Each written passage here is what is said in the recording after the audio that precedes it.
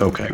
All right. I want to thank everybody for appearing via Zoom today. As always, please realize this is a legal proceeding, just as if everybody was here and present in the courtroom. And we're here today on plaintiff's motions regarding support and participation in child activities. Counsel, if you would like to proceed. Yes, Your Honor. I think I'm going to start with the modification of child support motion because I actually think that's the easiest and quickest. In the motion, I stated that my client was released from his employment July 3rd, 2023. He has actually received unemployment benefits. I forwarded it to the court, I believe on Thursday or Friday, and to the other side. He's receiving $362 per week in child support. This is a drastic change in his income. And with that said, I think that we need to rerun the support. Thank you. Okay. And let me ask this. So sir, you live in Missouri, is that correct? Or where do you live? And you're getting Michigan unemployment benefits? Did you get unemployment benefits? It broke up for a second, but I believe you were referring to why am I getting Michigan unemployment benefits? Because I started my employment in Michigan at the time when I got the job. It was a remote position and it was based off my current address at that time, which was in Michigan. Okay. And do you have any job prospects at this time? Other than searching via LinkedIn and other opportunities, nothing approved yet or okay. First, no offer on the table. All right, ma'am, any questions regarding plaintiff's motion? He has provided proof that he's getting unemployment at this time. So a few things, and I sent the letter as well. I'm not sure if you have access to it, but I sent it on Friday to both you and Melanie. And good morning, by the way. It's printed off. And so a couple things I did want to point out is that this is the first time I'm hearing of Michigan being a place of employment. So that was also my question as well, like why are the benefits being filed in Michigan when the plaintiff lives in Missouri? Also, there are clauses in that actual statement from Michigan that says he must be registered in Missouri. And yet there was no proof provided of any types of effort in Missouri that the plaintiff is actually looking towards having jobs. The other thing I mentioned is on the point number 5, I believe, the plaintiff actually sold a house in May of 2022 and made roughly $80,000 to $100,000 off that house. This was last year. And what I believe is that the plaintiff actually has that money in his possession, which would be the equivalent of 1 year's salary that he still currently has in possession now. So I don't really believe that, one, he's really doing the due diligence to find a new job because he has the financial footing to afford a full year's salary. And I think that's something that should be considered today, given the fact that there could be some potential swaying that's happening to make it appear as though he has less finances than he actually has. Okay. And sir, do you buy and sell houses? Do you flip houses, or was that a residence, your primary residence you sold? Yeah, that was a residence. I don't do this. So you're not in the business of buying and improving property and reselling it? No. Okay. And ma'am, do you have any reason to think that home was not his primary residence that he sold? It wasn't, because we used to live there together. And so when he sold the house, he had already been renting it out to other people before he had sold the home. So he had actually lived in Missouri for a year prior, and was actually maybe a year and a half prior, then renting the house out to other people. And now, he sold it. So that's why I believe it wasn't his primary residence, because other people lived there and he was renting it for. Right. But did he rent it out because he was on a temporary placement to Missouri and was unsure if that's where he was going to remain? Because he was a job employee. Well, he was a remote employee. He chose to move to Missouri. So that's what I'm saying. It was like, it wasn't I'm moving to Missouri because my job is moving me here. I'm moving to Missouri because I'm choosing to move here, and I'm going to rent out this home to make a profit from the home still being in Michigan, and he lives in Missouri. So that's what I'm saying. I believe. And sir, did you purchase a second home in Missouri, or you rent? Well, technically it's under my wife. I moved from Missouri because of my wife's fellowship. At the time I was in Michigan when I started the job. I was staying with my parents at the time, as I was getting ready to sell the house. So at one point in time, the house was a rental, but I had stopped that because I couldn't keep up, maintaining that, and just decided to sell it. Okay. All right. Counsel, any further comment on the home before we get to the other issue? I mean, I think it's completely irrelevant. And if the house sold in May of 22, it's been a year, almost a year and a half. And if it were to be used for income purposes, it would have been used in 22. And it would never have been used in 23. He lost his job and he's collecting unemployment. I didn't state earlier, though I'm looking at my motion, he is paying for COBRA benefits, which did increase the amount he has to pay for the medical insurance for the child. It's not a massive increase, but it is an increase, and I think that has to be considered as well. But this is your basic run-of-the-mill motion to reduce child support, and I think under the statute, he has the right. Okay. All right. And sir, what's the nature of your employment? What's your education? Current bachelor's, working on master's. In what? Energy systems and sustainability. Are you in school full time? No, I'm actually only taking one class at a time as I can. Okay. And how much were you earning prior to your departure from your employment? Around 80K, roughly. Okay. And you said you are applying for employment? You're not switching to grad school full time? That's correct. Okay. All right. All right. And counsel, if you want to address the issues with participation at child activities? Yes, we did kind of touch on these things when we were before the court a couple of months ago, but, and I'm not going to go through each and every point unless you want me to. I'm sure you've read my motion. Well, I guess my question is this primarily the same issue back in May? So this is continued beyond the last hearing in May that we just had in May of 23? No, it's not continued. It actually wasn't really up, I don't think. What we had asked for before was different, but we touched upon it because these things were happening right before we came to court. I think it was the concert school or the recital at school and those things. And since I had you as my audience, I did bring it to the court's attention, but it wasn't really up in a motion. My client has expended money to see his child. I just want it to be in a court order that he can attend all extracurricular activities. He's been removed from group chats for the sports and other extracurricular activities. He has flown into town. He's purchased outfits for the child and things of that nature. He'd like to be reimbursed for those things. But we also did bring other things to the court's attention in this motion. One of them is I can't even believe I'm talking about this, that my client would buy gifts for the child, and then the gifts are returned to my client upon mother seeing father at exchange time. So the child never even sees the gift, she returns it. You know, these are just, I don't even know what to call them. They're just, it's sort of unbelievable behavior that goes on that mom thinks that dad's cut out of his life. So I do want it in a court order that if he buys a gift for the child, it's the child's gift and should be given to the child. He's shipped it to her house.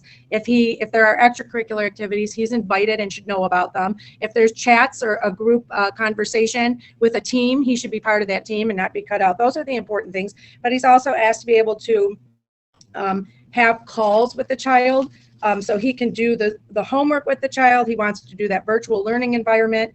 And he'd like to do that. Is that part of their judgment that there's going to be virtual learning environment or homework with the child? I'm asking for that in this motion. It's number 25 in my motion. And then there's the issue about support, because we did kind of touch upon this before, but I think there was a misunderstanding regarding the school tuition and the child support. We have conversations between the parties that my client's support would in fact cover the tuition. I think we discovered when we were here before Your Honor that in fact it appears to be separate in the order, that he would pay child support and he would pay a portion of the child's schooling. So I would like to clear that up. I think both mother and father had that understanding. I think when we were here a couple of months ago, a light bulb went off and then mother realized that she could collect all of that money. And so I'd like to have an agreement on that issue as well. Thank you. Okay, so let me just ask it. So on May 17th, this is the order. Plaintiff shall give defendant 21 days notice of any of the time and date for flights to effectuate his regular parenting time. Two, plaintiff shall give defendant 7 days notice prior to his intent to travel to Texas outside of his regular parenting time to request reasonable time with the parties minor child. The 7-day notice does not apply to plaintiff's ability to appear at extracurricular activities, school events, parent-teacher conferences, etc. Those do not require prior notice. And the parties should use app close for communication purposes, absent emergency. So I guess my question is, when was this daddy-daughter dance? Was it after May 17th, that order of the court, or was it prior? I believe it was just prior. Yeah. But again, it wasn't a reversal of the other motion. It just so happened that we were coming before you. And I mentioned to the court because I wanted my client to be able to attend. Okay. So what has happened since the May 17th order? Nothing has happened. I would just like an order maybe for more clarifying to the parties that this says he has to do the work. What I want the order to say is that she can't not allow him to attend, or he's able to attend these activities. Well, I mean, it's pretty clear. He has the right to attend. Can I clarify everything that's just been said? Okay. So, yeah, go ahead. Yeah, first and foremost, I've never once returned a gift that he sent. What I typically do is when he comes into town, I give him the gift so he can give it to our daughter, because I want her to know it's from her father and not me. And you can ask Mr. Lennox to confirm that, because that is all I ever do as a mother. I want her to know the things that come from him are actually from him and not a gift that I'm providing, because I'm always buying her stuff. So I want her to know, hey, your father got you this outfit. Your father got you this gift. Let him be the one. If you notice, the verbiage says when he comes in town, he's the one that gives it to her. So that's the first point. The second point is in regards to the fact that daddy-daughter dance, like you mentioned, we've already talked about this, we've already discussed this.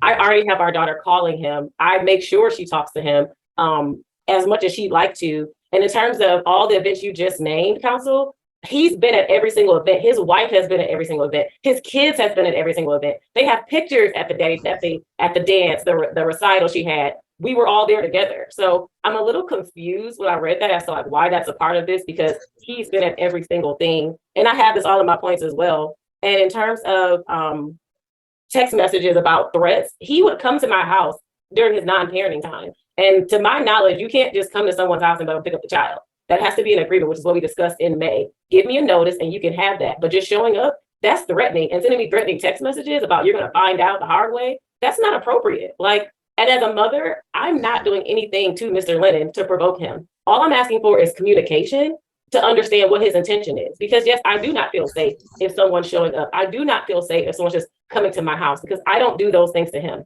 Anytime I come to Missouri, I communicate frequently, and that's in app close. And then the last part about the extracurricular activities, I pay for every single extracurricular activity that our daughter is a part of.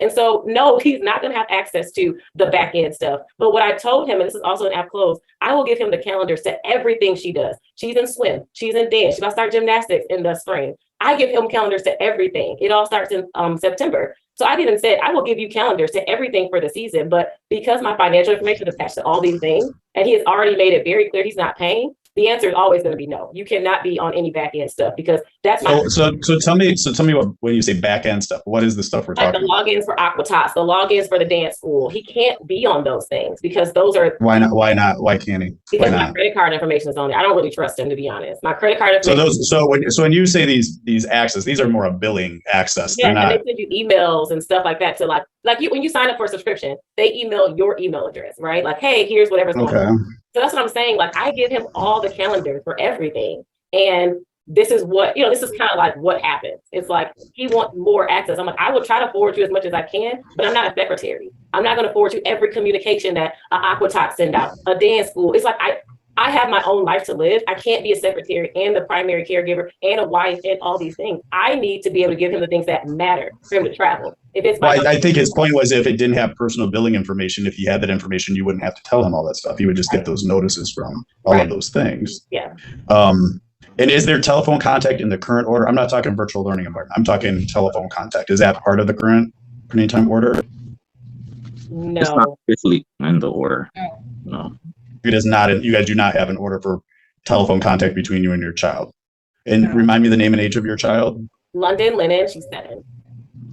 Okay, so there's currently no. Do you talk to Mr. Lennon? Do you talk to your daughter on the phone or not? Or that's a problem? No, not talk to her. It's just hard when it comes to the virtual learning environment in particular. That's something that makes it easier when I'm working with her, or if she has a question about something she's writing, instead of trying to hold and maneuver the tablet. A virtual learning environment, to make it simple, it's basically something that just has a little swan armature with a camera at the top that just shows what she's doing, so she doesn't always have to hold. Is it your guy? Do you guys have an agreement that you're helping her with schoolwork? Because I'm going to be honest, guys, I've done this 25 years, and it's the first time I've ever had any party ask me to do homework across the country with their child, with whom the child's not with during school. This is the first time I've ever had this request. So I guess, is that something you and Ms. Cawthron have talked about, you helping your daughter? This just comes up in your conversations with her. So, because I'm not gonna order that a parent has to put a child on remote for homework. Guys, I've never done it. You'll have to, it's something novel, maybe in the future, something that will develop, but it just seems like another method of a problem that will create an enforcement issue, to be quite frank, when you're, so it's unique. I'm going to be honest, Mr. Lynn, it's not something I've ever heard requested in 25 years as a family law attorney and referee. And it's not just homework though. This is just, it's a tool I want her to have access to. So she does, because when I'm working with London, sometimes whether it's homework, whether it's just something else that I want to show her or she wants to show me, it's easier to have something hands-free that I can see what she's doing, so she can show me, and then I can show her. Let me ask this: has Ms. Cawthron? How often do you talk to your daughter on the phone? Did you say Ms. Cawthron? That's just no. Well, I at first I was going to say, but how I switched past. I'm sorry. How often do you talk to your daughter on the phone? So every week. every other week. So Ms. Cawthorn hasn't limited you or denied you access to your daughter. So Ms. Cawthorn is not denied you access. That's the question I was going to ask, but I thought I'd let you just tell me how often first. So has she ever not let your daughter talk to you on the phone? No, not as far as I believe. Okay. So you just want codified reasonable telephone contact in order, even though she's allowing it. So it's not been a problem other than the learning stuff. Yeah. I just want to be able to give her this tool for my daughter to use when it comes. Okay, I got you. I'm not going to order it, but I understand the point. We don't have to make it over and over. So I'm going to be asking, my take on this is you're filing a motion for change of support.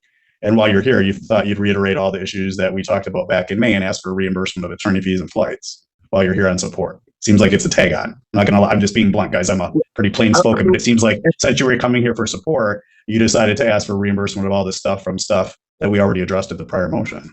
I don't believe it was actually all of the stuff that's coming up now. We didn't really fully talk through in the prior motion because I think most of the time the child support took up most of that time that we had to the end. But guys, the reason you have such a specific thing is to try to prevent this. So you're here on support, but that motion was to say, hey, I'll address this now so you guys don't have to come back again. And we'll clarify everything. And that order is pretty clear about appearing at extracurriculars and all that stuff. Now you're like, I'm here on support and I'll tag on, well, that stuff we talked about that made me unhappy. Now I want reimbursement for flights and all this stuff. But it seems a little bit of an add-on here while you're here. There were two separate motions filed. One for support. So, okay, I got you. The point I'm making is we talked about these things in May. And you're talking about things that happened prior to the May motion for reimbursement. I just want to clarify for my client's benefit so you understand. This motion actually was semi-prepared before we were at the other schedule back in May and was ready to go. And then we did talk about some of the things because I had you as my audience, but the motion had not been filed. And then we didn't file it. We were waiting. My client took some time and then he lost his job. So in his mind, the other thing really was first, just so you know, and I don't want you to think that this was a piggyback. You are correct. We did talk about some of the things. It had not been filed, and he wanted to address all of his issues as we only addressed a couple of the things he complained about. That's all. Thank you. So, and guys, and the way I'm making that point is, and guys, it's not wrong to add that on. By the way, when I say that, it sounds critical. It's not to add it on. It's just when you're asking me to hammer somebody, so to say, with attorney fees and reimbursement of flights after we talked about it and this stuff has all been addressed. We talked about it last time without a motion because counsel's correct. I'll do what I can to try to avoid further motions. But are you wrong to add it on here? No. The point I'm just making is it may be, frustrating for Ms. Cawthorn to suddenly have this stuff brought up and ask for these penalties. So I'm just making a point to both of you. She's allowing telephone contact. That's great. The virtual learning environments, I've never done that. You'll have to ask the judge for that. That's not something that I've ever had utilized, and it sounds like a method that there could be problems. Have you talked to Ms. Cawthorn and said, I'll pay to set up this virtual learning if you'll allow it? Because I have a feeling she might not have been. What did she say? She said no. Okay. All right. Okay. Well, then you talked about it and it didn't go the way you wanted. I just thought maybe she would allow it. All right. And tell me about this tuition issue. Is that in the motion? It's not in the parenting time motion. Is that in the support motion, this issue with the difference between the tuition and can I clarify that real quick?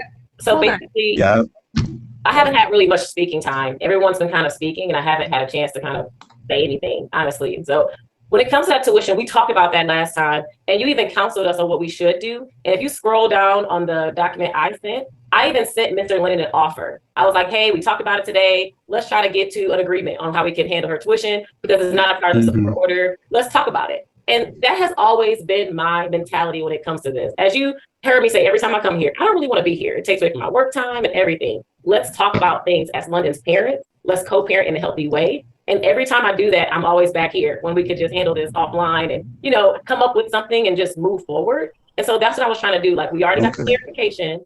So let's move forward with what it is. But I'm like, at this point, let's just do 50-50 and just move on with our lives. Okay. But the point I'm making is I don't see anything in either one of these motions regarding this tuition. It's in our original motion in 2021. Excuse me. I was asked a direct question. It is in my motion. It's number 24 in my motion. And by the way, did I ever receive a response from mom? Because I don't see it in my emails and I have to be sent it as well. But my email just says sent to the referee, so I'm not quite sure. Right. You have to always send to the other party. Thank you. Okay, so that is correct. Counsel is correct. All right. And guys, one of the things that in between the line here is that affects everybody, even when they're together as couples, is finances. And finances are tight, whether it's tuition, whether it's asking for a reduction of support because you've lost your job. You know, financial issues are stressful. And then all this stuff gets piggybacked on. Like I said, it's not wrong to add this stuff on, but the point I'm making with being direct with everybody is, as parents trying to work stuff out for your child, if you feel you're being demonized or things are made to look as negative as possible, it's not going to cause you guys improvements in your relationship, is the point I'm making. Not that they're not relevant issues. I think some are more relevant than others. And again, let's review that real quick. So the tuition issue is, sir, your understanding is you thought the tuition was encompassed within child support, and the child support was not based on your incomes at the time of judgment? That's correct, because we deviated based off of a conversation that me and Ms. Hills worked out with documentation on what we came up to be that original $1,000 amount. And we have a sales spreadsheet showing her additions and my additions to modifying that, which includes the tuition into that deviation. Then I have all the documentation that shows when we came up for that, including text and Google Doc files at all. That was the understanding that we had, but it wasn't originally written that way with that understanding and the original judgment that we had. Okay. So let me ask this, and this is counsel, and you guys can have a dialogue. So counsel, I can do a couple different things. And ma'am, have you had a change of your income since the last time you guys calculated support? I have not. All right. So there's a couple things I can do. I can either take in consideration his unemployment and issue a recommendation regarding support via mail, of which you'll have 21 days to object. And I will also issue an order clarifying once I review the judgment and the tuition issue. The only other option is I bring you guys back for another virtual hearing. That would not be on a Monday, it would be on another date specifically for the tuition issue and the support. But if you, ma'am, agree that your income's all the same and it's in my system, I can rerun it with him on the unemployment, and then I'll issue a recommendation what I think about tuition. Now, the tuition's a little bit harder of an issue. And what is the current tuition for your child? It's $10,000 a year, 10,900, somewhere around there. So the issue with the tuition that I see separate from support potentially, and you guys don't have to agree, and so you'll talk to your attorney, and whatever recommendation I make, you can bring that up to the judge and see if she feels differently than me, is the question is tuition a form of a contract that you agreed to share the tuition and that's not relevant to your income, or the fact that you've had a huge reduction of income, does that entitle you to a modification of support, which it does if it's unemployment? And just so, ma'am, so you know, the court's view is unemployment will deny you unemployment if you're fired for wrongful conduct, if you quit. And because they vet that out through the unemployment agency, it means that his employer reported it was no fault of his own. We usually don't debate that, the reason that he's getting it, or if it's valid. So based on that, we use the unemployment. Now, the length of unemployment can become relevant if it goes on and on and on. And then the court gets more critical of why have you not found employment to replace that yet?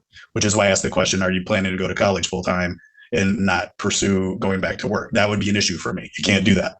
You might want to personally do that, but when you have a child support order, that's going to be a problem. The problem, however, then the issue with tuition is, should the court view that as a form of contract that basically is not relevant to income, or can the court in its equitable power say that is also open for modification too, based on a change of circumstances, which is your change of income? Of course, obviously, Mr. Lennon, you know, that compounds for Ms. Cothran, because that means a reduction of child support and then potentially not getting contribution towards tuition, or highly reduced, you know, so it's a double whammy for her, because the tuition, you know, that's a big expense. So then the question is are you asking then, if she can't afford it, for your child to be put in public school and removed from private school? That becomes a bigger argument. What was your intent? Or, you know, was it, you know, and so the judge may feel different. Those are more subjective tuition issues than you would think sometimes. But obviously, if she's paying $10,000 and has a huge reduction in support, she's getting hit pretty hard. And therefore, do I include that tuition in there or vacate the tuition part of the order? And I will issue a rec either through the mail, or we can set it for hearing. And Ms. Markowitz, any thoughts? I just wanted to add that. I'm sorry. I just wanted to add that my recommendation for London to attend public school was made at least a year or more in advance, as I had made Ms. Hills aware that I was not going to be able to continue supporting a private school tuition, and that we should look at other opportunities. And we also at one point agreed that, you know, private school was getting very expensive, and that we were looking at other schools for London at some point in time as well. And I have all that documentation and text messages for it as well.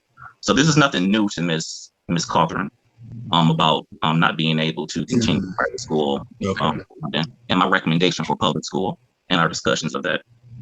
So can I just quickly say something real quick? Go Because ahead. when he reached out to me, it was in April. And the way the school system works here in Houston is you have to apply for schools.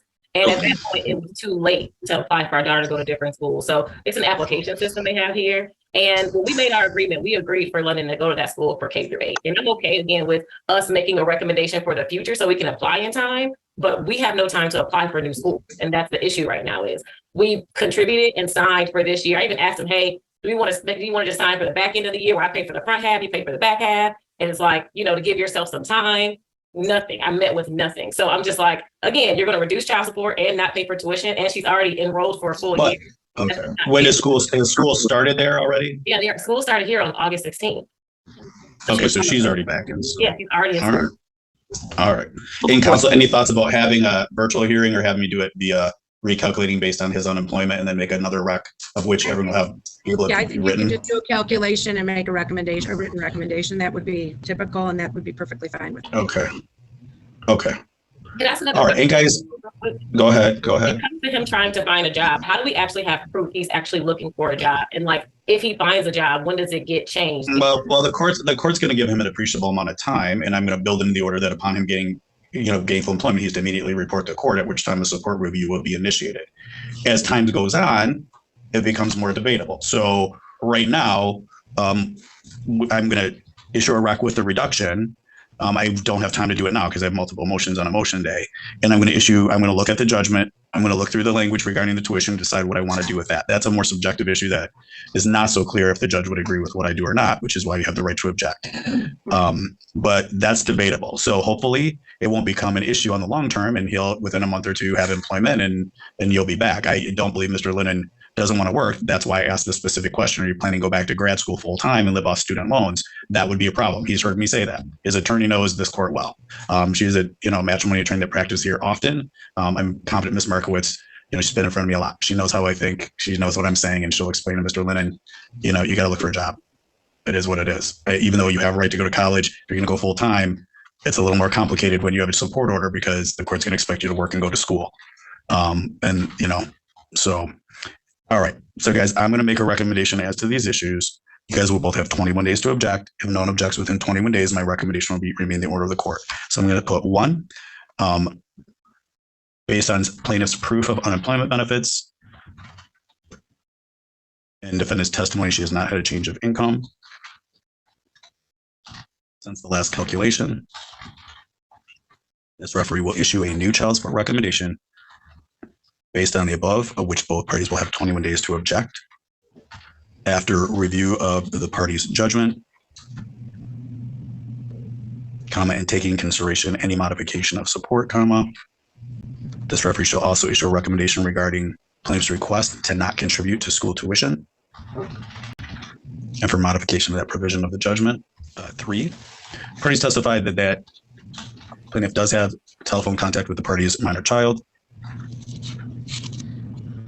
and shall continue to have reasonable telephone contact as an order of the court. So guys, that just means, sounds like you guys have been working it out. You don't need a telephone schedule, correct? That's not been a problem? Okay. So I'm just saying that that it's now reasonable telephone. It's part of the order. So I'm just saying you have to continue what you've been doing. Reasonable telephone contact. However, I'm going to indicate plaintiff's request, however, for the child to participate in a virtual learning environment, however, is denied. And so, sir, are there gifts that you assert your daughter did not get from you? Yes. Clarify the gift issue for me. In particular, I guess there was a gift from Imani that was supposed to go to me. She picked it up and I asked Ms. Hills or Ms. Cawthorn to give it to London. She refused and said, she was just going and just handed it back to me when I saw her. There's a Christmas gift that I wanted to give her, but she didn't accept that. She said, be at your house, don't bring all the stuff to my house. It's basically her response to most gift things that I want to give London. So when she said she wanted you to give them personally, you never had a conversation where she's like, "I'll hold them so you can give it to her personally," and No. You said, "No, I want to get them now." Okay. So you would not. Your preference is that she gets them when you send them, not wait for you to personally give it to you when you're in her state or she's here. That's what you're saying. Yes. Okay. All right. So I don't feel that's a reasonable request. So next is this 3, 4. Minor child shall receive her gifts from plaintiff father when sent. And they shall not be held until he can personally provide them.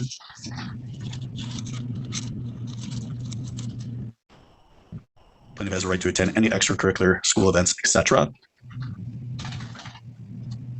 When it comes to extracurriculars and my part of that, the emergency contact list, I feel like I should be on. I should be on any correspondence that extracurricular activity gives, and not requested to be removed. Well, as an guys, just as an aside, let's all be frank here. An emergency contact is usually so if the other parent's unavailable, you can go pick up your child if there's an emergency. That is not possible. So I understand you wanting to be informed if she's injured or something, but yes. I think that's really more Ms. Cawthron's responsibility rather than a team or something. Emergency contacts with schools and stuff are that they can call you if your child needs to be picked up because they're ill or injured, and obviously you're in another state. So I mean, the reality of that is it's not possible logistically to do. And I can order Ms. Cawthron to let you know. So I'm going to indicate again, you have a right to be at all those things. So I'm going to indicate plaintiff shall inform defendant of his intent to attend those events. However, there's not, ma'am, a requirement of 7 days in advance. 7 days is if he's traveling there outside of school, plays, all of the above. Just so you have to give a reasonable notice that you're going to show up. So she doesn't also say, boom, you're there with a thing of flowers for your daughter and wants to take her out to dinner afterwards if they have plans. So you got to, there's a reasonable contact. Hey, I'm coming into Texas. It's kind of surprising when someone walks through the door. So you can give reasonable contact and say, hey, I'm coming in. You got to buy a ticket. You got to fly. You can, when you do that, can give mom notice. It's not a hard thing to do, and it's not unreasonable, because then, it's not a big shock for your daughter, because by default, all of a sudden you walk in, she wants to see dad, she might want to go to dinner, she might want to spend time with you. So therefore it's important that she knows so she can prepare your daughter and say, hey, dad's coming into town. And do you guys want to do dinner? Do you want to do this? This is what we got going on. It's a reasonable request. So for her to find out. Sometimes Ms. Cawthron isn't the most truthful in some of these instances. Like, for example, her play, right before I was going to be there for it, she said she was pulling up from the play. And, I was already there. I was going to go to it and get a recording. And then I find out that she's actually there. Okay. So we'll address it, guys, because I'm going to stop this dialogue. It's pretty much set for. So, ma'am, tell me about the play, why you pulled her out of this play. Yes, because that's when he sent that text about me finding out the hard way. And I started to feel unsafe because he had already a month prior showed up to my house. After I said, don't come to my house, we have plans. I felt nervous and scared. I'm like, I don't want you around me because I don't know what you're capable of. Like, you're already showing up. Well, but when you say you don't know what he's capable of, when has he ever physically been aggressive or threatened your safety? Or I don't want to pick on our previous relationship because that's not fair to say right now. But what I'm saying is I do have reason to feel as though he could be a threat. Okay. And that's what I'm saying. Like, we're moving past that. But what I'm saying so this is what I would say. I'm not finding veracity or not about any of those things, but sir, you've now heard she's sensitive to you just showing up unexpected. So whether you agree with everything she said, she's saying it's disconcerting to have you show up and she's not knowing you're coming. So let her know you're coming. You got to get an airline ticket. Let her know when you get it. It's not that complicated. All right. I'm going to indicate that stop. We're done. Okay. I got other hearings. Yeah, we're going to go in circles around and around. Guys, guess what? I think you're both loving parents. You're both educated, articulate. You present extremely well. I think there's a big communication problem here. I think there's probably hurt feelings from when you were together that are probably, affecting both of your perception of what's reasonable based on what I may think or Ms. Markowitz or an outsider may think.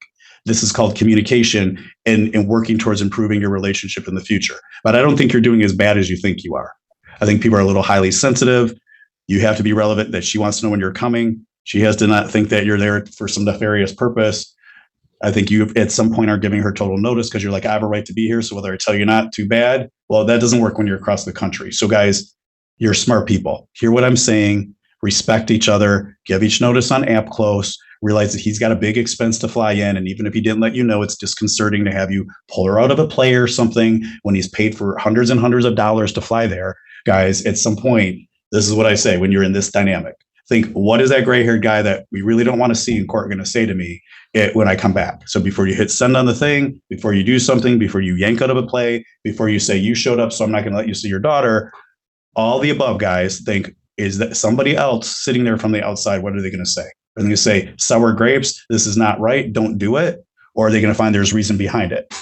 So I think you both have made valid points. So I'm going to indicate plaintiff's request to be put on the emergency list and the mailing list for all sporting events, etc., is denied. However, defendant should provide him with list of all extracurricular schedules, sufficient information to get on the school portal, should there be one. Guys, when I say portal, that's your internet access for a school. If you got it, do you have that? Does that school have that, Ms. Cawthron? And he has access. They send him text and everything. He has all that.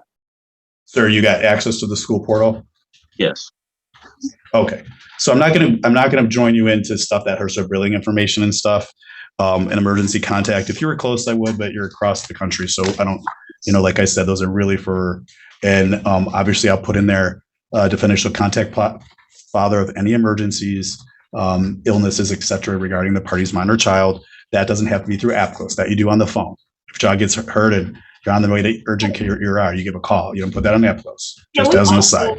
Can we also add that he has to answer my phone calls? Because he does not answer my phone calls when I call. I answer your phone calls. Guys, if you guys leave messages and it's a relevant issue, you should respond within a reasonable amount of time. That would be usually 24 hours. If it's you guys calling for stuff that is not relevant or urgent, then whether someone responds or not, I'll leave it there. Obviously, when you don't respond to each other, it's going to get under each other's skin. It's not going to promote effective or positive communication. Nobody likes to be ignored, but you guys are busy. So return it within 24 hours. They use app close, so they're really not supposed to be calling each other. Well, we have a daughter. That is true. Happen. So I like app close. Okay. We have a daughter. Okay. So guys, app close is everything but emergence and urgent situations. All right. Finally, I'm going to indicate the matter of attorney fees is reserved to be addressed by the court should either party file objections to this recommendation. So guys, respect each other, use app close. So give her notice when you get a ticket if you're flying in for parent-teacher conferences, things of that nature. Please don't anchor out of the play if dad's coming and shows up, guys. I've said this stuff over and over, so I'm going to conclude this hearing. You guys are all set. We're going to send you a copy of this order and the objection procedure. You do have 21 days to object. If you want Judge Dennings to rehear this motion at an objection hearing, she may uphold this order or change all or part of it, and her decision, should you object, will be the final say. All right, guys, you'll get a copy of this order and the objection procedure shortly via email. Counsel, can you please state your appearance for the record? Bye-bye. Yes, good morning, Your Honor. For the record, Mary DeRoss appearing on behalf of the defendant, Father George Stamat. All right, and sir, your name for the record? I'm George Stamat. All right, and ma'am, your name for the record? Heather Mead. All right. I want to thank everybody for appearing via Zoom today. And please realize that even though you're remote, this is a legal proceeding, just as if everybody was here and present in the courtroom. And Ms. Mead or Mr. Stamat, any questions for myself or counsel regarding that this, in fact, is a legal proceeding today? No. All right. And we are here today on defendant's motion requesting a modification of parenting time. Counsel, if you'd like to proceed, and Ms. Mead will give you a full opportunity to respond once counsel's done with her argument. Okay? Okay. All right. And counsel, you're welcome to proceed. Yeah. By way of background, Your Honor, a consent order was entered in this matter on October 12th, 2021. It granted the parties joint legal and joint physical custody of the minor child, Miles, on a week-on, week-off schedule. And those exchanges were to occur on Sunday. Since the entry of that order, it's my understanding that the minor child has primarily resided with the defendant. I believe the plaintiff has not seen the minor child since June 12th, and before that, it was on May 28th. This has been brought to my attention that it has caused great distress with this 4-year-old child, including he having to be repotty trained.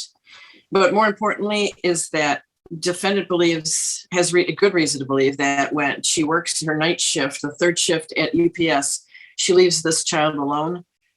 She claims that it's sufficient by having a Ring camera to monitor the children. And obviously this causes great distress to my clients. There's also some mental health concerns. I don't want to get too far into criticizing her for mental health issues, but she has admitted to and has been recently treated for bipolar, manic depression, and possible personality disorder. She's no longer taking her medication, has stopped therapy, and this greatly concerns my client as well. I would point out that the home that the defendant lives in has been the only stable and home environment that Miles has known since birth. It's in a safe neighborhood where he has neighborhood friends to play with, along with 11 cousins. A plaintiff has moved into a new home, which by her own admission looks like war-torn Beirut. It's a very unsafe neighborhood. He's not allowed to go outside, which further increases his apprehension about being left alone at night. What we're asking for at this time is a termination of overnight parenting time until such time as plaintiff can prove that she's in a stable environment that has adequate childcare when she goes to this night shift. Also allow the defendant to enroll the minor child in the Fraser School District, and he will be joining his older brother and 4 cousins. as well as if her overnight parenting time is terminated, we'd ask that she reimburse the disability payments that she's still the recipient of. Okay, and Matt, Miss Mead, your response to everything? It doesn't really, in June, I was in a motorcycle accident, and I haven't been able to drive. So it is kind of difficult to ask people to drive me to see my son. I know it should be more of a priority for me, but I've just been trying to take this time to, I guess, heal up a little bit.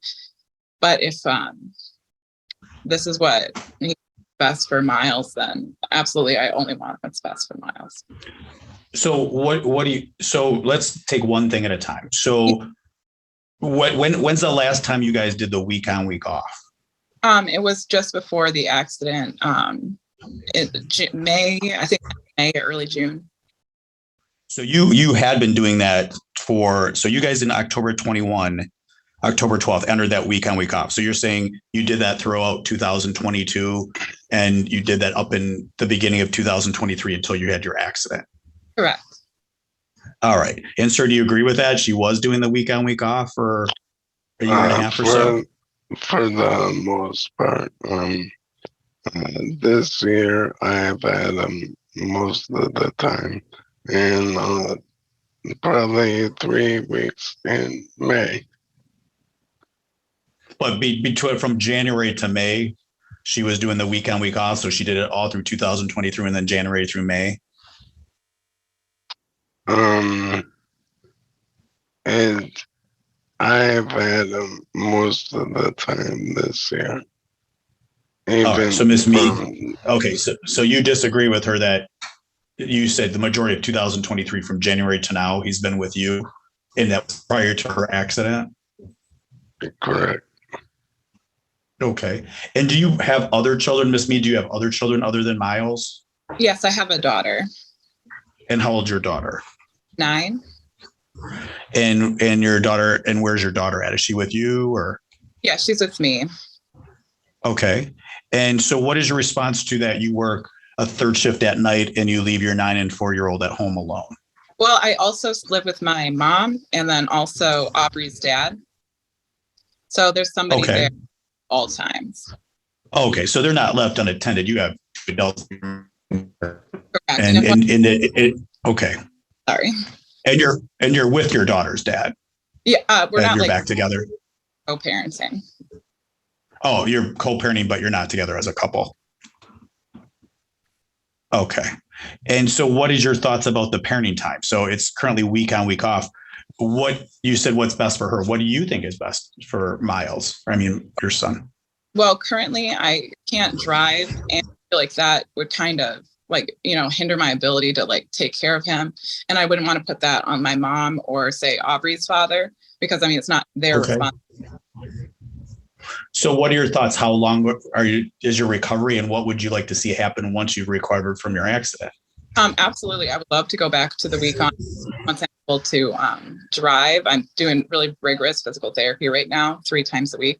Okay. And I get mobility back in the okay. And do you have any comments or response to Mr. Stummett's concerns regarding your mental health? So guys, it's obviously been put out there. What I guess I want to know what that's about. Absolutely. I did struggle with I think a bipolar situation, but I think we just decided that it was like a depression, anxiety that was kind of exacerbated.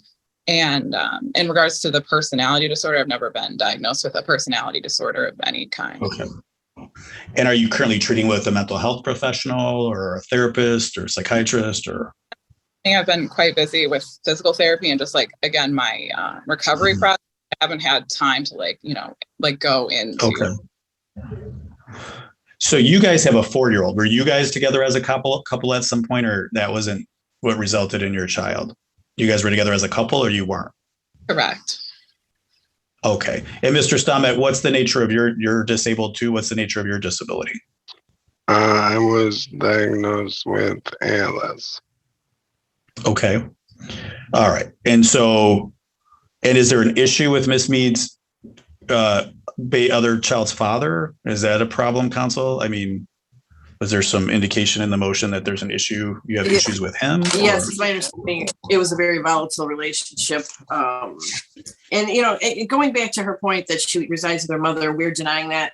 This is not, it's not true. She's got this home in Detroit on Harlow Street. And so I don't know how her mother provides any childcare for her.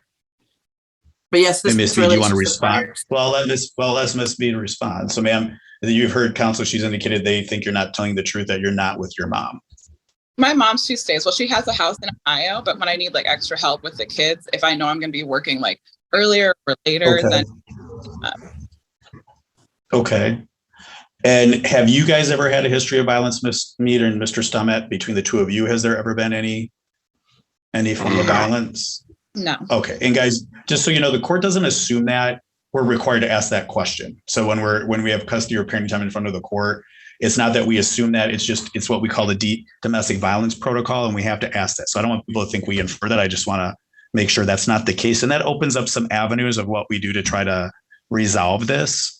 So, ma'am, if right now you're feeling you don't have the physical capability, your mom's coming to help once in a while, in the short term, what would you like the parenting time to be? What do you think you can handle right now?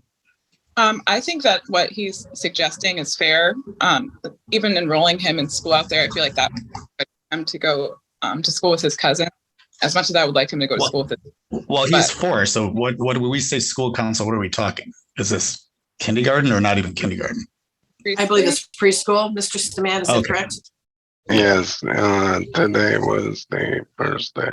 Yeah. So guys, realize preschool is not mandatory. So generally in the eyes of the court, and this isn't a criticism, we don't call preschool school. It's called preschool, but it's not mandated. So when you say designate the school district, this is not currently really school, but put where you're in agreement that he go to preschool, and you said Fraser counsel. Is that correct? That's correct. And ma'am, what kind of schedule do you think right now you'd want to have on a temporary basis with Miles? I feel like like a couple hours in each week and a couple hours on Sunday. I could probably sorry. Okay.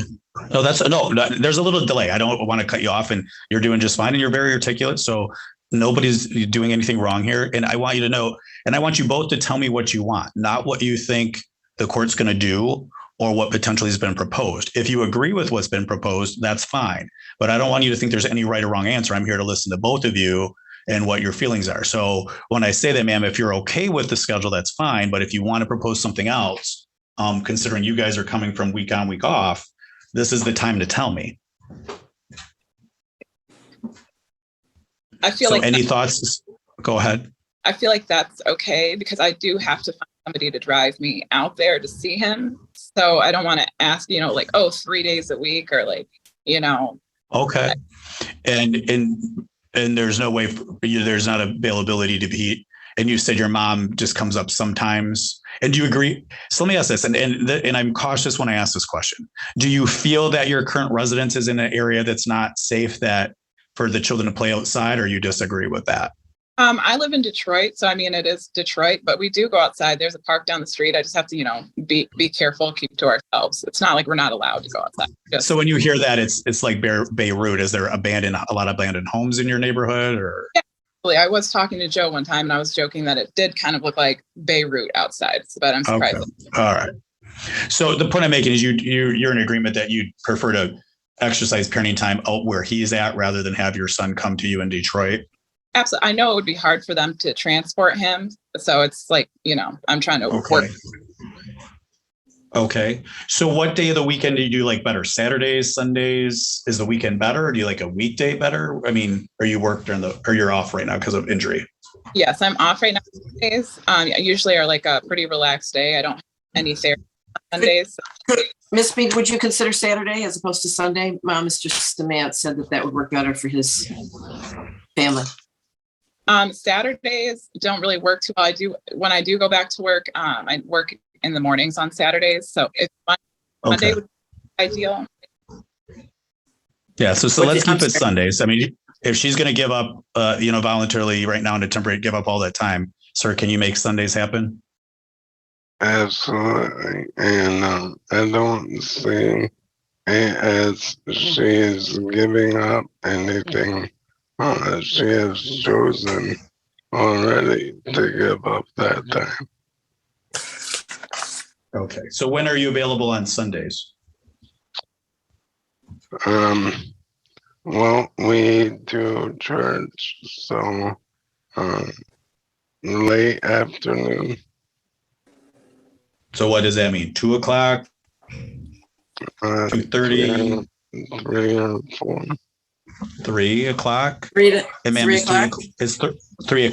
And you're talking about, and she's okay to come to your residence. You're talking about her coming to you, or she's going to take your son to a restaurant or somewhere, or you're okay with her coming to your home? Well, the original arrangement was she has to bring him and to do the exchange. So I would like So you're okay with her taking him away from your home for a few hours? Yes. Okay. So ma'am, is 3 o'clock on Sundays okay? Yeah, that should be fine. And what would you like it to? 3 to when? 3 to 5, 3 to 4, 3 to 6? What are you thinking? Whatever he's okay with. Well, you tell me what you want, and he can respond after. Like 3 to 6 would be cool. Okay. And sir, if she had to leave earlier than 6 o'clock, would she be welcome to return him sooner than 6? Of course. Okay. Well, some people leave or do something, so we can put in here 3 to 6. But should she her transportation or needs change, she can bring him back before 6. You'd be okay with that? And ma'am, does that work out for you? Absolutely. All right. And ma'am, and everybody's kept us advised of a good phone number, email address, and addresses for the friend of the court. So we make sure we know how to get a hold of you. Kept that up to date? Yes. Okay. So what I'm going to do is I'm going to. She has. Okay. Well, my concern is that she gets notice of everything, and you guys can bring that up with facilitator for custody and parenting time. This, in essence, I would argue is a custody motion, but I'm going to find a material change of circumstances for either custody or parenting time. So I'm going to indicate that 1, per agreement of the parties on a temporary basis, plaintiff mother shall have parenting time on Sundays from 3 p.m. to 6 p.m. However, it is understood if she has transportation issues, she may return the minor child to defendant father prior to 6.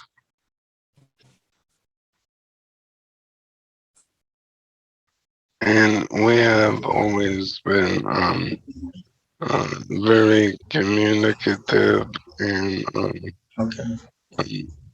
About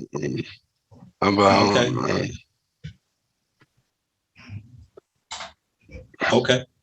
I'm going to put 2.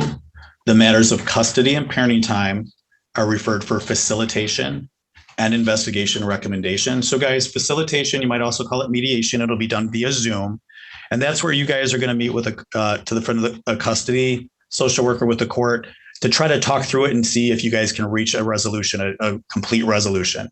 If not, then it'll go to an investigation for the front of the court to issue a report as to what they think custody and parenting time should be. This is really a custody, but there's relevant issues regarding both. So I'm going to refer on custody and parenting time. And I'm going to indicate that 3, should the parties be unable to reach a resolution, at facilitation, the matter shall be set for referee evidentiary hearing after issuance of a custody and parenting time recommendation.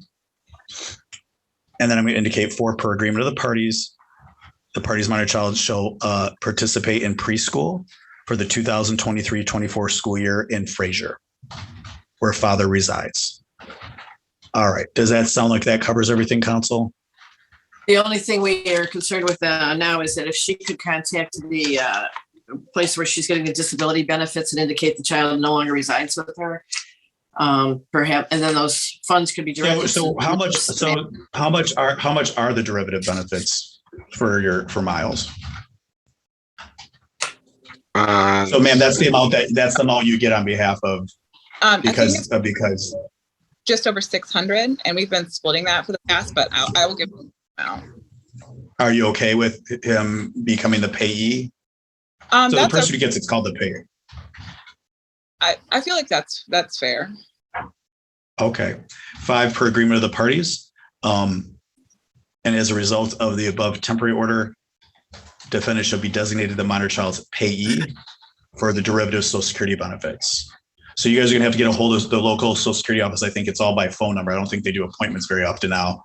I don't think you walk in, but you guys need to then do whatever you need to do to get him designated as the payee, which means you would notify them, indicate, here's the temporary order of the court, and therefore we want this switched over. And if custody reverts back to mom or equal in the future, you guys can switch the payee again. Okay.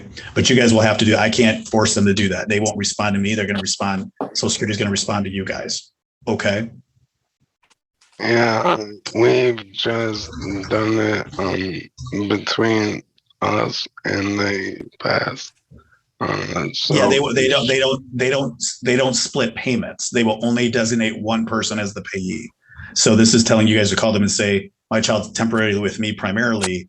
I need to be the payee. I need to get the payments rather than for them to Miss Mead. And in the future, if that changes again, you can always change the payee again. But based on the temporary schedule, you guys got to contact them and say the child's been placed in my care, and now dad should be the payee, the recipient of the derivative benefits. That's the benefit your child gets as a result of defendant's disability award through the Social Security Administration.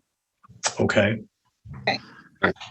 And what right, so I was looking for was she had given me half through May, June, and July.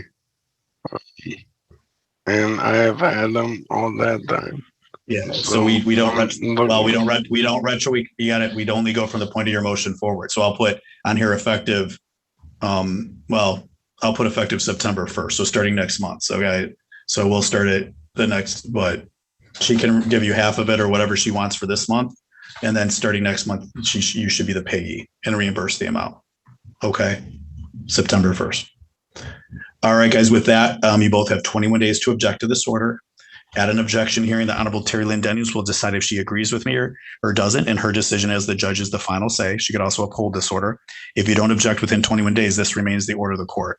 And Ms. Mead, you said are you okay with us emailing a copy of this order to you? Absolutely. And the objection procedure? All right. And counsel, you're okay with that as well? 2023-4661 DC.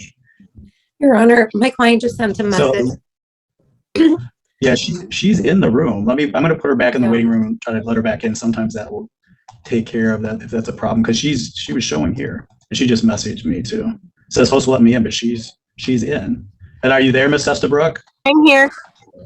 Okay, yeah. I'm sure sometimes there's some glitches. You were here, but it said you weren't. We should got you now. All right. And again, I am referee Brian Nicholls with the Macomb County Family Court. We're here on the case of Estabrook versus Owen. Counsel, could you please state your appearance for the record? Yes, Jennifer Lindquist appearing on behalf of the plaintiff, Lori Estabrook. And Your Honor, before we start, we do have a service issue. Okay, and that is? Mr. Owens never served me with this motion. I had no knowledge of it whatsoever until I received Zoom information from your secretary. All right, so let me have each party state their name and we'll get into the service issues. And sir, your name for the record?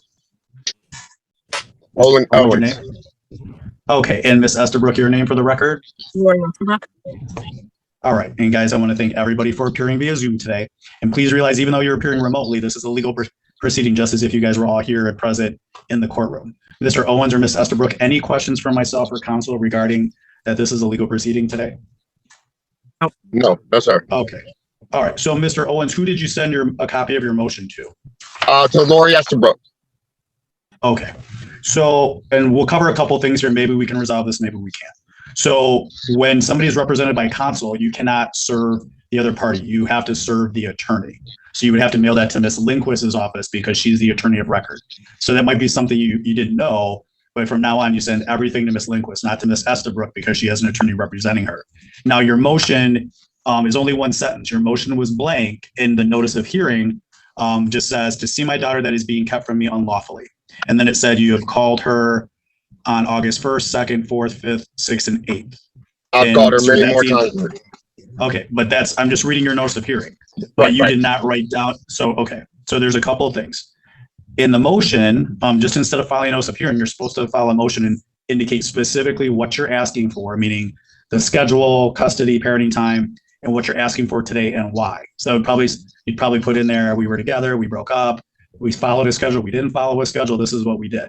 Now, Ms. Lindquist, on behalf of plaintiff, they also have a motion that they just filed on the 24th for September 11th for custody, parenting time, and support of your minor child who's 7. Is that correct? Yes, sir. Okay, so there's a couple options here. I can adjourn this a week so everyone can exchange everything. Or if you guys want to waive defective notice, meaning Mr. Owens, you probably have not yet got her motion in the mail either that they just filed on August 24th. Have you got that yet or no? Probably not. No. Oh, okay. So she has another motion filed regarding pretty much the same issues. And while it's not titled the same, you both need a resolution on a temporary basis on custody, parenting time, and support, and realize that this is only temporary because you guys have a right to go all the way to a trial. So there's a couple options. I can either adjourn it so you can get proper notice, which is 10 days notice. That's for everybody, 10 days notice by mail. It's now e-filed. So if you sign up for the e-file, it's faster.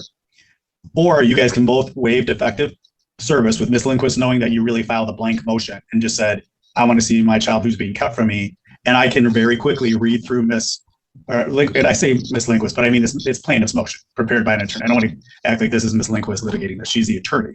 Or I can read through this. It's 2 pages and indicate verbally what their motion says, and we can address them both today. You wouldn't have to come back on September 11th. And whatever I do today, you guys have 21 days to object. So you both could say, we waive defective. Yours isn't defective. It's just, it hasn't come up yet. I'm speeding it up because they scheduled theirs 10 days after they file. But if you guys don't want to take another day off of work or come here, we can do it all today if you guys agree. I just want to be able to see my daughter. I just want to be able to see my daughter. Your Honor, this Okay, motion is pretty complicated, so I don't think at this point we want to waive notice. We would just Why- like to and why- September 11th. Well, his is blank. Where he would be, I mean, it's more detrimental to him to not hear yours. I mean, if you guys Sure. are ready to go This forward. is completely defective. Okay, so let me do this. So we know that Mr. Owens is basically one sentence that says, I want to see my daughter who's being kept from me. Mr. Owens, I'm going to read through counsels. If at that time you still want more time, don't want to have this heard today, for instance, you might want to talk to family friends, you might want to talk to an attorney. I will then still, if you decide you don't want to go forward, I'll let us adjourn this and hear this in a week or 2. But Because see, okay, go ahead. my problem is I'm an actual. I have bills to pay and stuff, unlike the plaintiff, and I don't have money for 2 attorneys like she does. I just want to be able to see my kid. Okay, but you got to take one thing at a time here. I understand what you want. She's keeping my kid from me over furniture. Stop. You gotta listen to me, sir. So you have something you want to hear, but there's also procedure and notice requirements and how you have to prepare things. I get that you guys want to procedure when they came and took my kid. Stop, Mr. You got to take a breath. You got to listen to me. I'm trying to get you there. You got to listen to me. I'm going to read through her motion and have you decide if you want time to prepare and hear it on the 11th. But if you want to go forward, because you guys are both here for the same thing and you're willing to waive proper notice, both of you, we will go forward. I'm going to read what you're going to get in the mail shortly. It was sent out on August 24th. This is what it says. Please don't interrupt me. I'm just reading through their motion. So some of this is basic stuff. The plaintiff is a resident of Macomb County, has been for 180 days. You guys are both residents of Macomb, is that correct? Yes. Okay, so we got that covered. Parties have never been married. You have one child who's 7. She lives in Macomb. And sir, what city do you live in? I live in Clinton Township. Okay. And then it says she's a fit. Okay, and it says she's a fit and proper person to have custody. These are pretty standard things. And then it says they like a temporary custody order. At the beginning of a case, parties usually need to have that determined while you litigate. So you know it doesn't mean it may be the final thing because you have a right to investigations, hearings, and eventually a trial. So I would suggest you guys, so hers is a general motion to resolve temporary custody and parenting time pending the litigation, which is what you want to.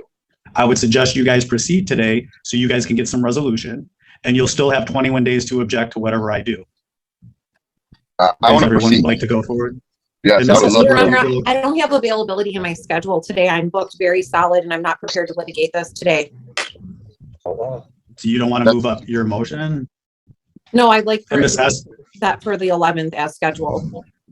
I would have had a different Well, slotted time if I knew if I adjourn his, it's not going to be the 11th. It's going to be next week. that still wouldn't Tuesday. be proper notice. 10 For days him? notice. Well, he served her, not you. I mean, technically, ma'am, did you get his motion? It's blank. I mean, Miss Estabrook, What'd you say? did you get his motion that he sent to you? I just got it in the mail the other day. So he's new. He doesn't know litigation. He served her instead of counsel. It's pretty much blank. And what I don't want to have happen here is a stall tactic, over which time he's going to be completely have no ability to see his child. Or speak to her. I Haven't spoke to her in a let month. him have like an hour at Phoenix House if he wants in the interim, but I wasn't prepared to litigate today because his motion was filed so improperly, and I have an afternoon already scheduled for me. Like I didn't even have notice of this. I had no idea until Thursday. Let me ask a quick question. How long has it been, sir, since you've seen your daughter? I wasn't allowed to go to her birthday party on the 29th. When is the last? When is the 29th? The The 29th. last time he saw her was the 31st. And Yeah, ma'am, when is he there a was- reluctance to have contact between him and your daughter? Yeah, because he held her diabetes receiver hostage for 3 days when she's a type 1 diabetic and it's life threatening. No, I did not. The police. They stole her Sir, from stop. me. Mr. Owens, guys, let me be clear here. If you guys cannot behave remotely, all future hearings will be in my courtroom so I can have a deputy here. I If wish you were they would be. standing- Mr. Owens, you're not listening to me. I'm sorry. If you were standing in front of the courtroom, you wouldn't be yelling and screaming at the other party when they're talking. You have to take turns. If You're everybody right. starts yelling, guess what? This is what I say to people. If I walked into your employment and I started yelling, I might have something valid to say, but it would be hard for you to listen to me because I'm yelling at you. And you're not going to want to hear me because I'm yelling at you. You're I right. have a want to say, but you cannot say it at the same time. And the nature of litigation is someone may say something that you don't like. You think it's a lie. You think it's exaggerated. You think it's minimized, but it's a court of law. You got to stop and wait your turn. So when I'm talking to each one of you one at a time, you cannot yell over each other and say, so I'll get there. I've done this 25 years, guys. I was a private divorce attorney before I came to work for the court. I've been on both sides of the courtroom. I can listen to facts one at a time. I appreciate that. So we started out as, what is the last time? I said, realize her attorney is hired to zealously represent her. That means she's there for her, not for you. Oh, I know. She's representing what Miss Estabrook has advised her of. So I just said, why have you not seen your child in a month? They said you kept her and did not give her diabetic medication. You now are yelling, saying you don't agree with that. No, they came and stole her from my house the day of her birthday party. Told me, had called the police, told me I was not allowed to come to her birthday party, that Miss Estabrook's herpes, Miss Estabrook and her boyfriend now have herpes. I don't want her boyfriend around my daughter because she is a type 1 diabetic, and that's compromised to her immunity. This is fact. This is not exaggeration. Okay, so stop. So Mr. Owens, if you're arguing for custody and parenting time, you needed to not file a blank motion. You need to put. I didn't know what I was doing. I've never done this before. I understand, and that can be. I'm a single father who pays rent, who pays car payments, who pays everything. I don't have money for a lawyer. How you don't have to get an attorney? I'm trying to talk to you right now, dude. I'm saying you have to get an attorney. No. So Miss Estabrook, stop. Miss Estabrook, give me a little light on what's happened here. When's the last time he saw your child? What were you doing before he stopped seeing her? What's been going on? I can walk you through my motion, which gives a pretty good background. Okay, if you could do that. I know counsel is frustrated. You like it adjourned, but I'd like to get a little feel for. I may maintain I know. no contact, but I'd like to get a little feel for what's happened. I'm just scheduled at 2:00 to be somewhere else, but. Okay, well, I'll resolve this I promise I'll resolve this by 2. Okay, thank you. Defendant had been exercising parenting time every Saturday overnight with the child. He has a history of heroin use. On July 28th, he was started exhibiting some erratic behavior. Friday, July 28th was when he was supposed to have parenting time in lieu of his regularly scheduled Saturday, as the plaintiff was having a birthday party for the child. He was invited to the birthday party, but he indicated that he could not go because he would beat up her boyfriend if he saw him. So he ultimately on Saturday said he wasn't going to return the child, but they were ultimately able to get her back. My client again allowed him parenting time on Sunday, July 30th, and on Monday he refused to return the child. With the assistance of the police, the plaintiff and her mother were able to retrieve the child. However, he refused to return her insulin receiver. She's a type 1 diabetic, and not having the receiver can be life-threatening. My client has an app on her phone that attempts to do the same thing, but it does not have the same alerts as the receiver. She missed numerous alerts, and it was 3 days that he held the receiver hostage before he finally allowed the plaintiff's mother to retrieve it from his home. 3 days without her insulin receiver. He also, in July, he was arrested in the city of Detroit. He called my client 16 times from the Detroit Detention Center saying he was arrested for drugs. Upon further review, his criminal records attached. He was sentenced on a felony controlled substance charge in May of 2023 and is on probation for that. And you can see the text messages attached. He acknowledges that he's an addict. He says he is addicted. She has no idea what it's like to be addicted to something, is the nature of the text messages that are attached. And I'm sorry, Counsel, what are they? Oh, I'm sorry, I'm looking at the wrong, this is why I'm looking at the wrong thing here. Okay, go ahead, Counsel, I'm sorry. Since the incident occurred at the very end of July, the minor child has now indicated she's scared of her father. She has had is not one over a 7-year-old and historically a psychological problem. And when the plaintiff has allowed the defendant to have contact with the minor child over the phone, he spends the entire phone call bad-mouthing my client. So okay, go ahead. So he's clearly dangerous. We're asking that his parenting time be at Phoenix House. He clearly needs some sort of substance abuse evaluation. And he is gainfully employed, not paying any child support. And we're asking that support be effective our motion filing date. The parties communicate through app close, and that the court enter a parental cooperation order barring the defendant from speaking poorly of my client to the child. Okay, I don't want anyone to speak right now. Nobody speak. And when I ask somebody a question, I only want that person to answer. So Ms. Estabrook, how long had Mr. Owens been doing Saturdays to Sundays?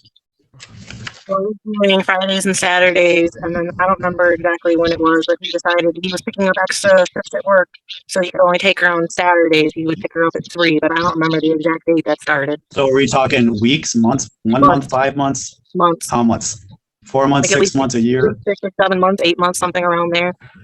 I don't So remember 6 the to 8 exact time. months. So 6 to 8 months he was doing every weekend. And was One everything day. going okay? Was everything going Saturday okay? to Sunday, not the whole weekend. Yeah, Okay, it would be picked up Saturday. I got it. Was it going okay for 8 months until this recent incident? Her sugar was high whenever she's with him.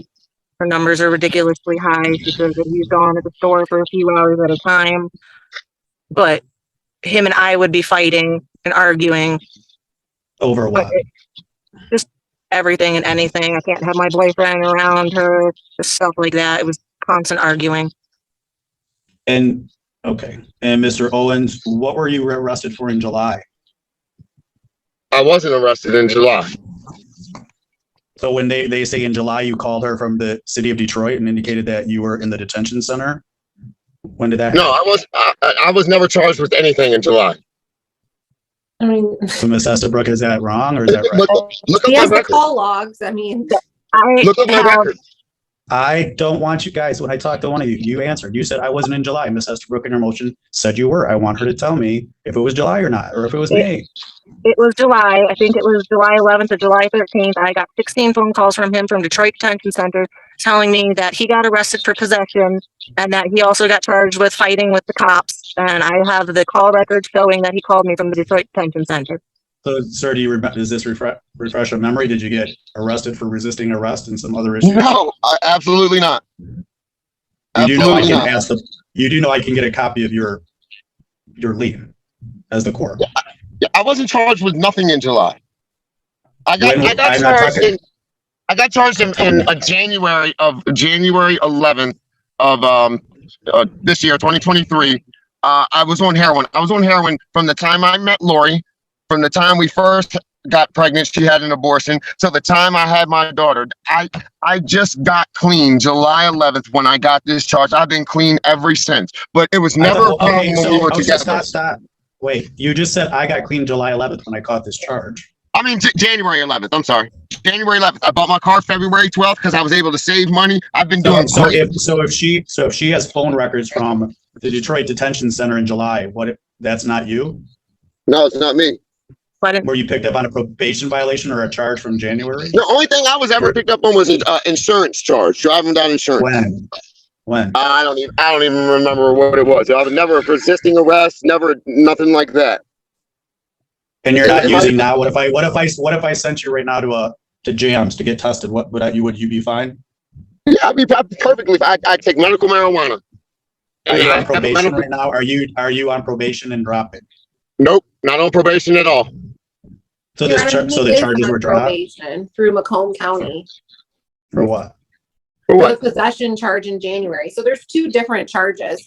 In January, he was arrested and charged with possession of a controlled substance in Macomb County. He was sentenced at the end of May on that charge to a term of probation. I can pull up the register of actions. And then in July, he called my client obsessively from the Detroit Detention Center 16 times, telling her he had been arrested for resisting arrest and possession in the city of Detroit. But as you know, Ms. Estabrook, okay, just a second. Ms. Estabrook, is there anybody in his family that you're close with that you get along with? No. The problem, Nobody at Your all. Honor, is he lives with his father, but his father is like not capable of supervision because he can't drive. He can't, he's disabled in himself. All right. So guys, I'm going to agree that if plaintiff does not want to pursue her motion today, it's scheduled for September 11th. Sir, you need to supplement your motion. Why do you think plaintiff and her boyfriend have herpes? So she told me she couldn't talk for 2 weeks. She had all these white bumps in her mouth. She couldn't even open her mouth for 2 weeks.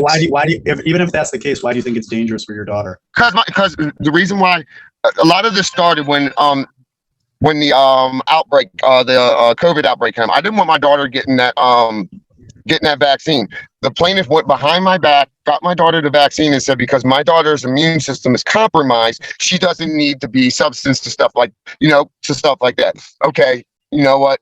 I understand. If that's how you feel, I don't feel that way about that COVID vaccine. But at the same time, if her and her boyfriend have herpes, which I know for a fact that they do, I don't want them around my daughter, and because she has a compromised immune system. Well, there's Not relevant. maybe you should talk to a doctor about, because there's lots of people who have diseases that have children and whether their children will. But I didn't say nothing about Miss Estabrook, sir. I'm not saying that to keep her daughter away from her, but to keep him away from her. He's not her parent. Okay. He's not her parent. Okay. I'm her parent. And for them to kick me out of the party, they tried to say that I told them I wouldn't come. They called the police, had the police there. Police told me I was not welcome to the party. Well, I didn't say I wasn't going. You guys can't go to each other's property unless you're invited. That's trespassing.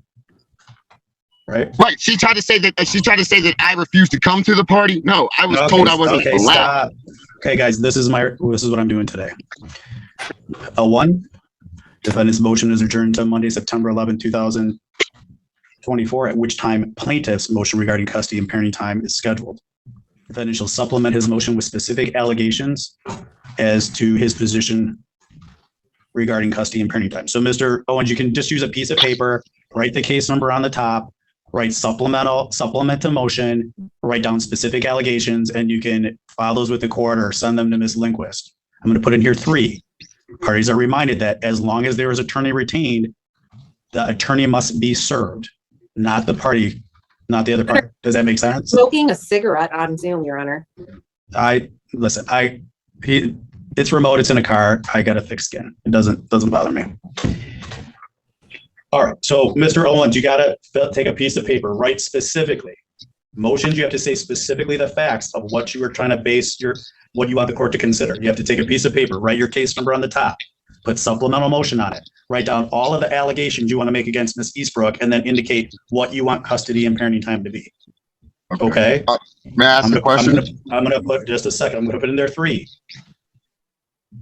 As this is a custody case, neither party has the right to enter into each other's household or onto their property absent an invite from the other party. I'm making this clear. I don't want you guys to get in trouble when it's unnecessary. You can't walk in each other's houses. You can't. Well, I'm saying in the future. They walked in my house and took my daughter. Okay. No, we do not. Call law enforcement. Guys, I did. They told me that there's nothing I can do, and I asked, "Well, can I walk in their house?" They told me no. No, you Clinton Township has cannot. different. May I Okay, explain I'm not- something? Lori, guys, I don't need to hear it now.